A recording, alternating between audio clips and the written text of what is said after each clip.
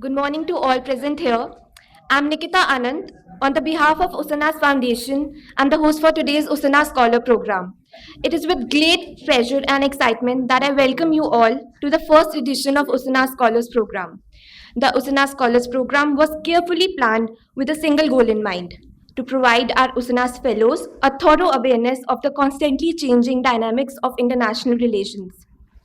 Additionally, I would like to express my sincere gratitude to our valued partners and participants who were essential in making this event a success.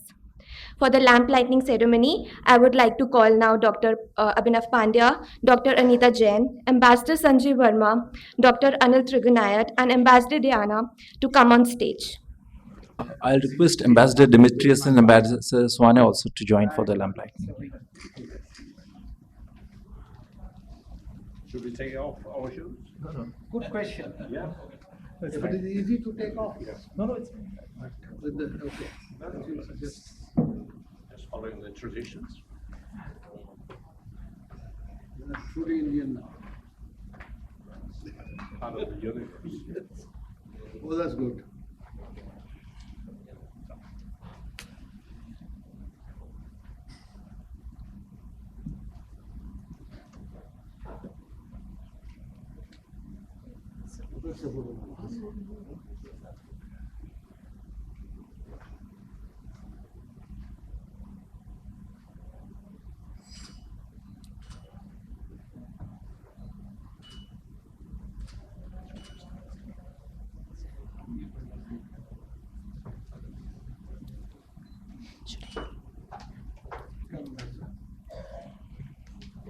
We can join there.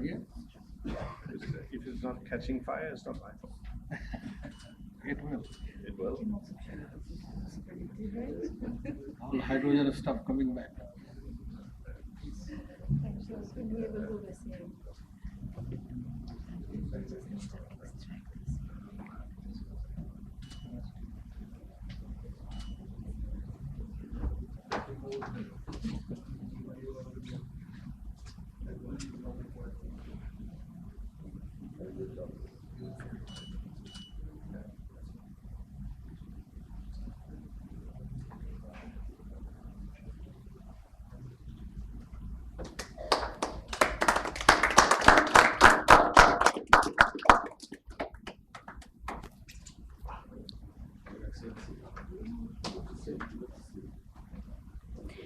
Thank you so much.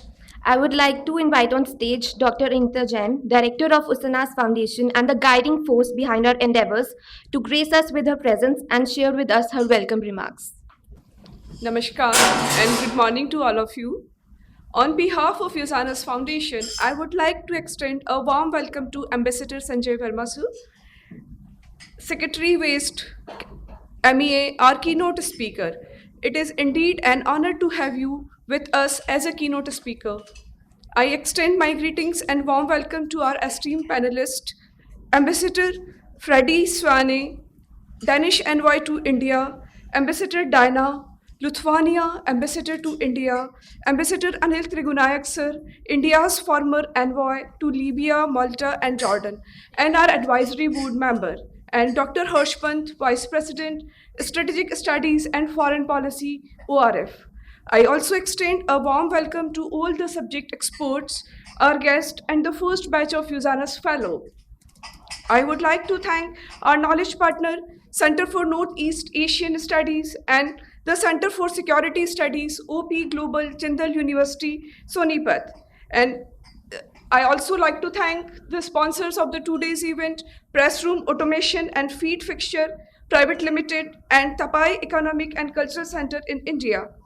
It has been a vision ever since we began functioning in the June 2020 to take the foreign policy and security discourse beyond the capital city to a smaller city, raise awareness, and ultimately prepare a generation of skilled and informed IR scholars rooted in the cultural and civilization ethos of this country.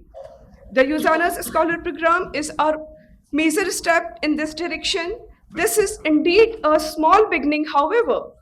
I am elated at the response and enthusiasm of our students, participants. Once again, I welcome all of you and look forward to a great workshop. Thank you. Thank you very much. Thank you for coming. Thank you so much, ma'am. Now, I would like to request Dr. Abhinav Pandya, founder and CEO of Usanas Foundation, to give opening remarks. His opening remarks will undoubtedly set the stage for a day filled with insight, inspiration, and innovation.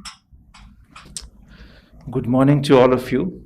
I extend a warm welcome to Ambassador Sanjay Verma, Ambassador Demetrius, Ambassador Swane, Ambassador Diana, Ambassador Trigunasa, Dr. Harsh Pant, and all our esteemed guests here and the participants.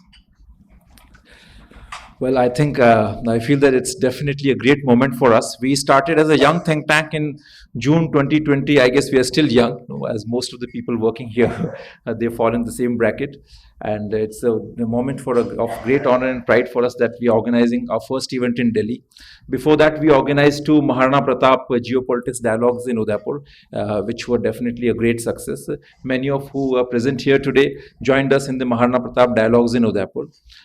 So the idea behind organizing this scholars program, well, I feel that the think tanks need to venture out of the power corridors and the confines of the elitist academic institutions and business circles. It's a time to give it back to the society. I guess an internationally aware citizen can only make a very strong democracy. And that also strengthens our motto, Vasudhaiva Kutumbakam, which became the tagline and the symbol of India's G20. Because a citizen who is internationally aware, can only see the world as one family. Such citizens rise above the shackles of region, religion, caste, and all the narrow confines, and then they see the world as one family and cultivate the sense of enlightened self-interest. So this idea of starting scholars program is to create a very motivated, skilled and informed youngsters about the international relations and security, and who are also rooted in a civilizational ethos and cultural values. Because I feel that so far we have been teaching Western theories, and mostly the IR discourse taught in the university is based on the theories of realism, liberalism, constructivism, and all kinds of isms which have been developed in the Western universities and campuses. Frankly speaking, they are the product of the Western experiences, their historical experience, their political experience, their cultural experience. But the world in Asia, China, India, it's a very different world. We are civilizational countries with histories going beyond 10,000 years. And we have a rich tradition of statecraft and legacy and diplomacy. We have texts written in India. So definitely, I guess it's time when we really want to make a mark. I wouldn't use the word superpower, but definitely as a responsible player in the world, then we need to give importance to our civilizational legacy and our wisdom, which is hidden in our ancient scriptures on statecraft and diplomacy. Finally, I would like to just mention a few words about the G20 success. It's a moment of great achievement and a terrific diplomatic victory. Yesterday, I was at an event which was on G20 discussions and assessment, and I saw that, definitely some diplomats from some countries, I don't need to mention the names, but they were furious, they were fretting and fuming, because it's India only who got African Union as a member of the G20. This initiative of India, Middle East and European Union corridor holds a great promise. This is the actually new Silk Road, which is not just about geopolitics, but is also about connecting civilizations, culture, economy, and with a very strong spiritual, I would say, spirit behind it. And this idea of Vasudhaiva Kutumbakam, I must say, this is not just a very lofty, abstract, moralistic principle, as what most of the people believe, but this is a very different, I would say, ball game. This is India's, way of looking at the world. This is a new theory of international relations. The theories of liberalism, constructivism, realism, they have not exactly failed, but not even completely successful in explaining the world order.